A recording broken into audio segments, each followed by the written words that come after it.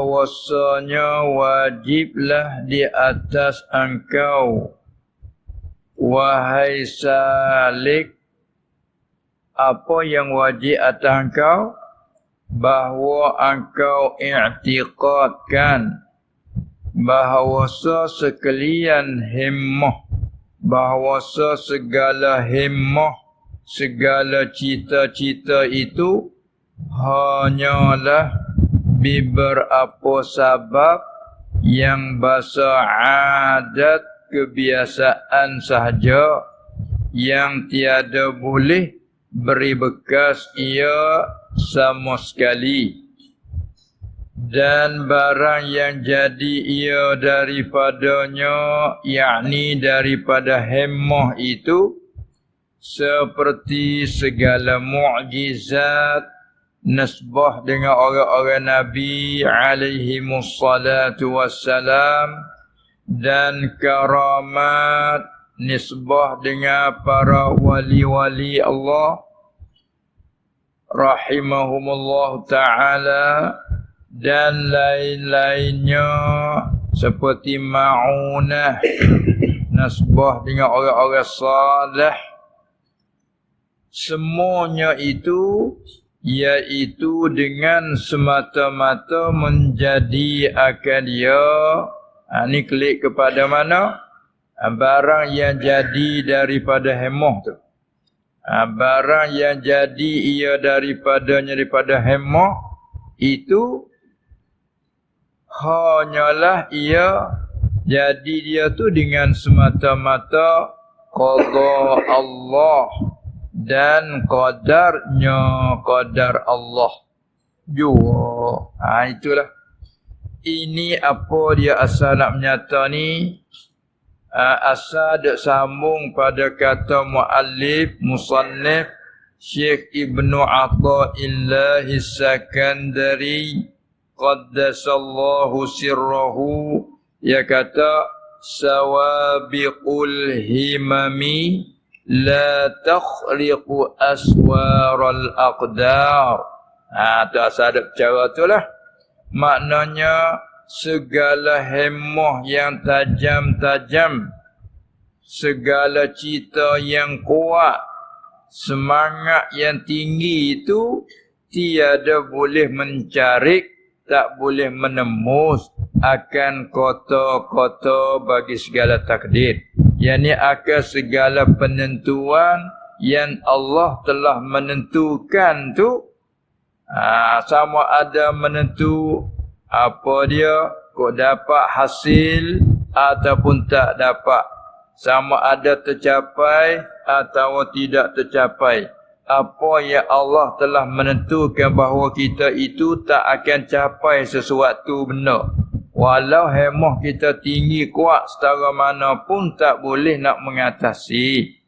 Ibaratkan bagai seolah-olah kata segala takdir Allah kalau dibanding macam kota yang kukuh, kota-kota negeri yang kukuh, tebal, kuat, tak boleh nak menembus walaupun alat yang begitu canggih sekalipun.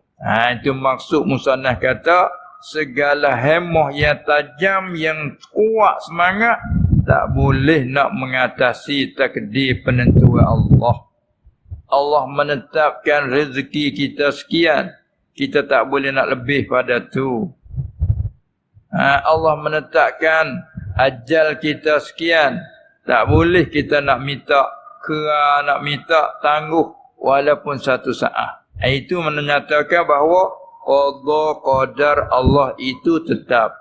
Sabbihisma rabbikal a'la alladhi khalaqa fasawwa walladhi qaddara fahada. Dah boleh kita panggil juga takdir ni ukuran. Kalau Allah ukur sekian-sekian panjangnya, maka tak boleh lebih pada tu. Tu maknanya takdir. Maka apabila kita yakin di situ, bila kita yakin di situ, maka tak payah kita jadi bersusah-susah bertakalluf, menyusah-nyusahkan hati. Tidaklah. Sebab perkara sudah tetap.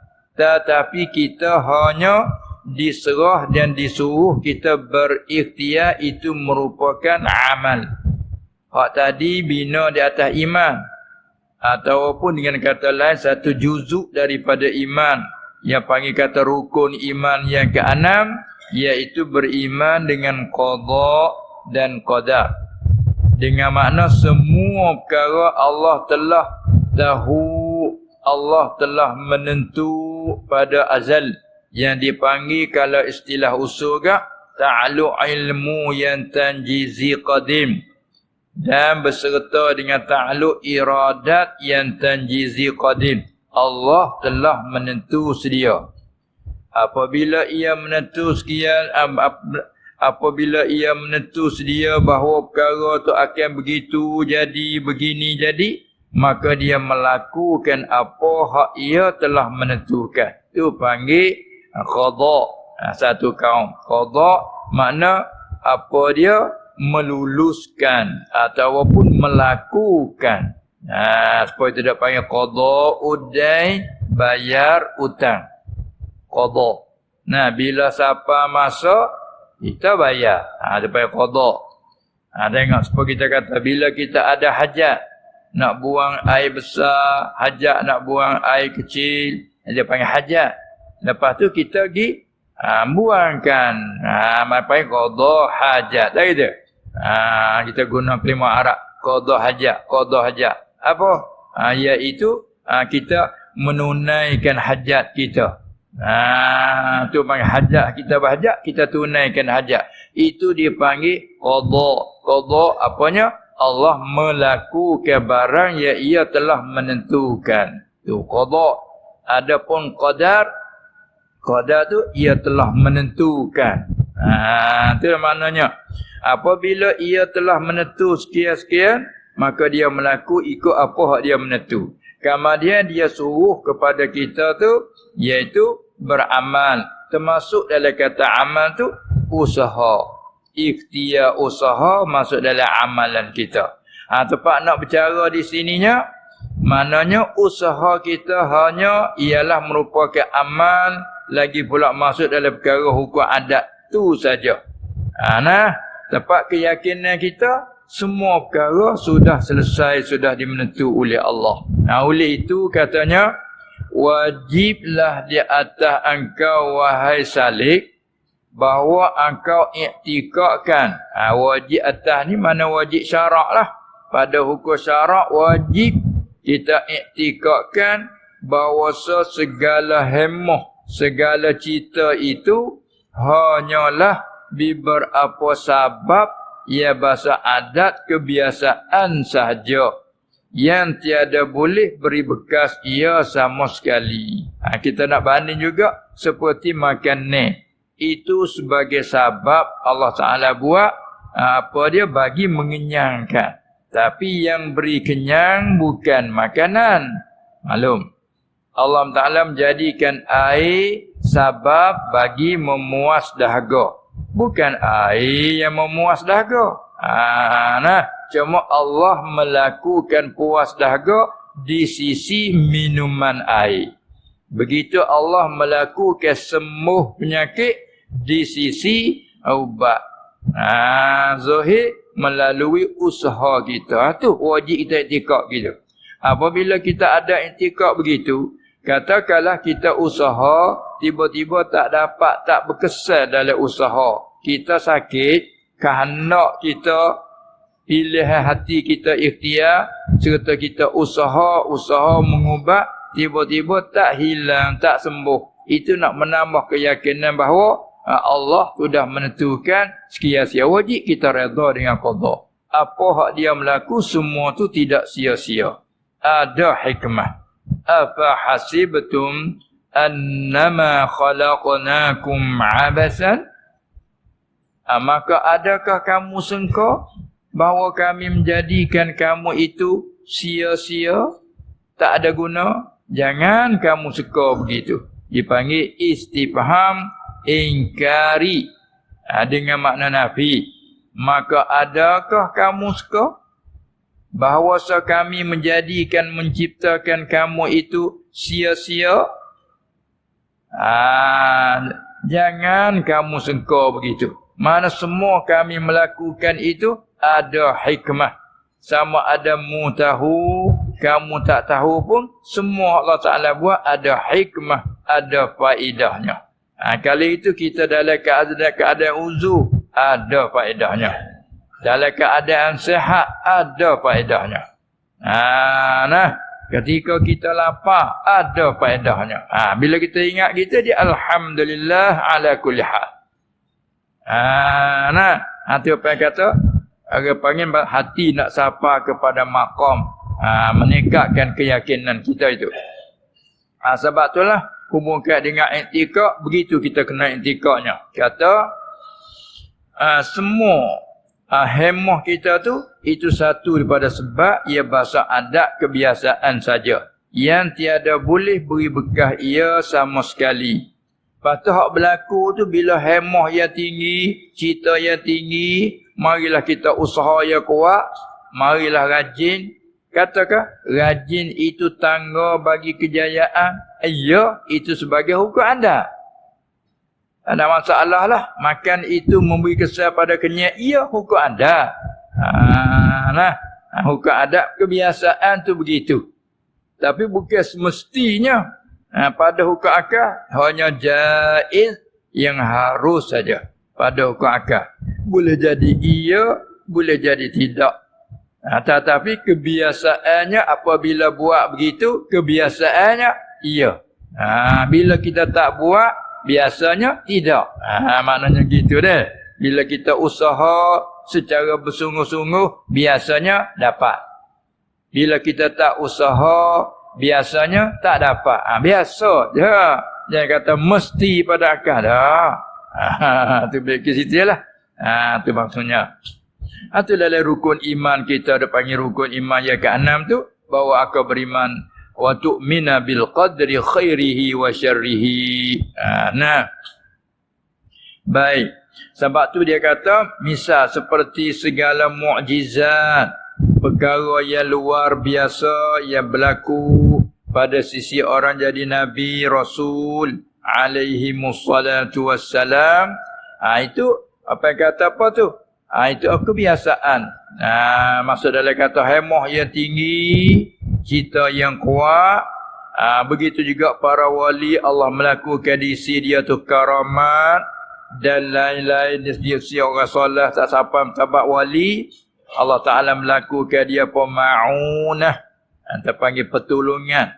Sahabat warid pada hadis kata wallahu fi aunil abdi ma kana al-'abdu fi 'auni akhihi. Dan Allah menolongkan hamba selama mana adalah hamba itu pada menolongkan saudaranya. Bila kita tolong orang dengan ikhlas hati, dengan bersih hati, hanya kerana Allah, Allah janjinya dia tolong. Maka tolong itulah panggil ma'unah. Satu bagian masdar daripada ana ya'unu 'aunan wa ma'unatan, masdar mimi. Maka apa yang kata karamat ma'unah. Kadang-kadang usaha sedikit je tapi pendapat hasil boleh banyak. Kadang-kadang sekaligus kita berasa apa dia salah sengkau, tak sengkau kata nak boleh pendapat tu banyak. Kerja buat begitu-gitu je datang boleh banyak hasil. Itu ma'unah daripada Allah. Itu dia. Kita kena ingat senantiasa begitu. Barulah kita tidak ada bangga, tidak ada ujub, tidak ada riak. Sebab apa nak riak dengan apa, nak bangga dengan apa? Bukan hak kita. Nak bangga dengan apa? Bukan hak kita. Seperti kita dok guna hari-hari, hak ibu bapa kita hadiah kepada kita ataupun dia bagi kebahagiaan harta pada kita. Kita hanya syukur je lah. Syukurlah kalau tak orang tua bagi mana, semata-mata kita nak dapat salah gitu. Jadi tawaduk pun dia lahir. Rasa rendah pun lahir. Tak ada rasa sombong dan megah. Dia ada rasa sombong megah, duk berasa hak kita sepenuh-penuh. Dia nak mari tu. Inilah apa yang kata ilmu untuk membaikikan hati, untuk menyucikan hati. Sebab kalau tak ada sini, tengok orang kupu dengan Allah, tak percaya adanya Allah, rezeki dapat juga. Kadang-kadang kita orang beriman, kita orang yang taat, amal soleh banyak. Terkadang susah lebih pada kupu ada, yakni pada pandangnya zahir. Tapi kalau orang bergantung dengan Allah, dia panggil terkaya hati dengan Allah. Laisal ghina an kasratil arad, walakin nal ghina ghinan nafs. Bukanlah kaya itu daripada banyak harta benda tu kaya. Tidak nafi ke panggil kaya, itu kaya majazi saja. Kaya muqayyad dengan sebab ada milik kekayaan harta benda banyak, tubik satu sifat namanya kaya. Dan seorang itu boleh dikatakan seorang yang kaya. Tapi secara hakiki yang kaya Allah. Sebab tu dia baca nama dia Asmaul Husna tu. Al-Ghaniyul Munil Manu. Tu nama Al-Ghani. Nama siapa tu? Nama Allah. Apa artinya? Yang maha kaya. Ai ghinan mutlaqan. Yang kaya yang mutlak. Dengan mana yang lepas daripada yang lain semua sekali. Innallaha la ghaniyun 'anil 'alamin. Itu kaya hakiki tu. Adapun kita yang kaya sebab ada harta, ada milik ke banyak, tubik satu sifat kaya. Tu panggil kaya muqayyad, kaya dengan harta. Adapun Allah yang terkaya dari makna lepas daripada yang lain semua sekali. Tiba-tiba dia menzahir sifat kekayaan dia pada hamba, tubiklah kelima hamba itu seorang yang kaya. Apa kaya hakiki ke? Bukan. Sebab dia nak tarik bila, dia nak ambil bila. Boleh saja bila dia ambil, habis nama kaya kita. Berapa banyak orang kaya akhirnya jam habis. Berapa banyak orang yang bersifat dengan kebesaran, akhir ditarik kebesaran, habis. Jadi halu. Udah besar jadi halu. Tengok, dah habis jawatan kita, jadi halu. Kecil, dah. Tak ada lah besar. Ada pun Allah, Al-Kabirul Muta'al. Dia maha besar. Al-Mutakabbir. Tu nama dia kata. Al-Jabbarul Mutakabbir. Dialah yang bersifat takabur. Bersifat kesombongan-sombong. Allah Ta'ala. Kita tak boleh nak sombong.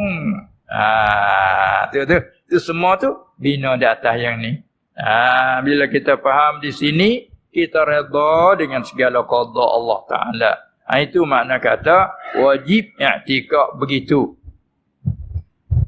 Segala mukjizat, segala karamat, segala ma'unah yang diberi itu hanyalah ia dengan semata-mata qada Allah dan qadarnya juga.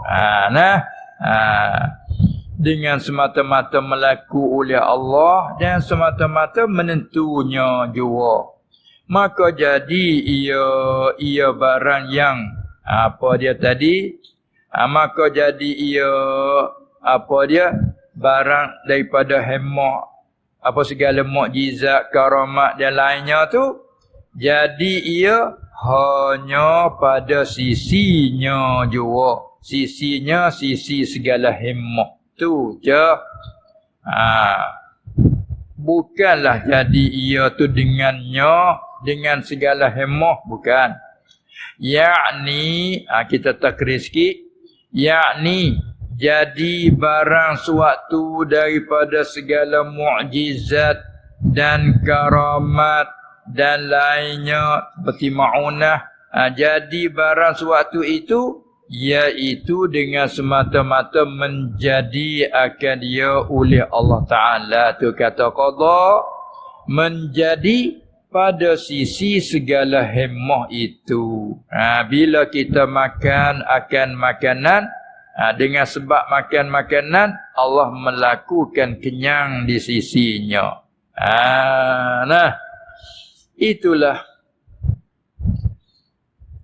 Itu makna kata hanya semata-mata, dengan semata-mata menjadi akan dia akan barang suatu daripada segala mukjizat tu oleh Allah Ta'ala pada sisi segala hikmah itu. Dan bukanlah jadi ia barang suatu tu dengan memberi bekas oleh demikian itu hikmah kan. Dan apabila begitu, yani apabila adalah perkara waqi' tu begitu, wa idza kana al-amru kadzalik, dan apabila begitu, apabila adalah perkara yang waqi' tu begitu, maka kehendak engkau, hai murid, hai salik, akan menyalahi bagi kehendak Tuhan engkau itu, tiada beri ia kehendak engkau tu akan manfaat, tak beri manfaat. Hidup kehendak bagi hak Tuhan tak kehendak, mana boleh. Tiada beri ia akan manfaat dan tiada boleh beri bekas baginya pada hakikat. Itu dalil telah firman Allah Ta'ala, wa ma tasha'una illa an yasha'allahu rabbul alamin. Surah At-Takwir, iza syamsu kuwirat. Di akhir itu Allah firman yang berartinya, dan tidaklah kamu kehendak, yakni akan suatu perkara, minta kedim mafu'ul. Wa ma tasha'una, ma tu manafi panggil, dan tidaklah kamu kehendak, yakni akan suatu perkara, tidak kamu mau akan suatu perkara, malaikan bahawa kehendak oleh Allah. Apa hak mu kehendak, hak kamu dapat tu sebenarnya hak Allah kehendak. Kebetulan Allah mencapakkan ilham dalam hati kamu berasa mau suatu perkara. Kebetulan ia telah menentukan barang itu ada hasil bagi kamu. Betullah begitu. Itu makna kata tidaklah kamu kehendak akan suatu perkara, malaikan bahawa kehendak oleh Allah. Ialah Allah itu Rabbul Alamin, Tuhan sekalian alam, yakni Tuhan yang menjadi dan yang memiliki dan yang mengaturkan semuanya, semua alam. Dia yang atur semua, dia yang mempunyai dan dia yang mencipta, yang menjadi. Mana yang hak kita? Tak ada. Tu pada pandangan hakikat dia belah tu. Tapi bila kita lupa hakikat, kita lupa hak yang sebenar, berasa tu hak kita sungguh. Tu panggil terdinding tu. Bila kita terhijab, mari berasa lagu tu, berasa hak kita sungguh. Dan pula nisbah pun kepada kita, rumah kita. Rumah saya, rumah si Anu, dia panggil idafat. Idafat sana. Ni kepunyaan siapa? Kereta motor ini kepunyaan si Khalid. Ada idafat. Maka panggil milik. Kadang panggil ikhtisas. Hak siapa ini? Hak si Zaid. Ini kepunyaan siapa ini? Kepunyaan si Muhammad. Idafat kepada kita, tapi secara majaz. Bila klik pada hakiki, hak Allah. Hak Allah. Sampai tu bila orang berkecak hakikat, apalagi dia majzub ketika dia lenyap pandangan zahir ke, dia cakap Allah macam tu. Tengok benda ni hak Allah. Sebab kadang-kadang orang tanya dia, dia ralik, dia lupa ke diri, dia tanya ni hak siapa ni? Hak Allah, dia jawab. Kita terkejutlah dengar. Dia nak pergi sama motor. Motor siapa ni? Hak Allah, dia jawab. Kita kata punah. Dia tak ada punah, tak ada usah. Hakikat iyalah. Tapi bila kita nak bercakap, kena guna seperti biasa. Biasa ke hak saya? Tu memang majak lah tu. Ni hak siapa ni? Ni kepunyaan saya. Motor siapa ada sini? Ni hak saya. Tengok. itu boleh kita akui secara majaz. Nah, secara zahir, pandangan zahir je. Tapi bila klik pada pandangan hakiki, hak Allah.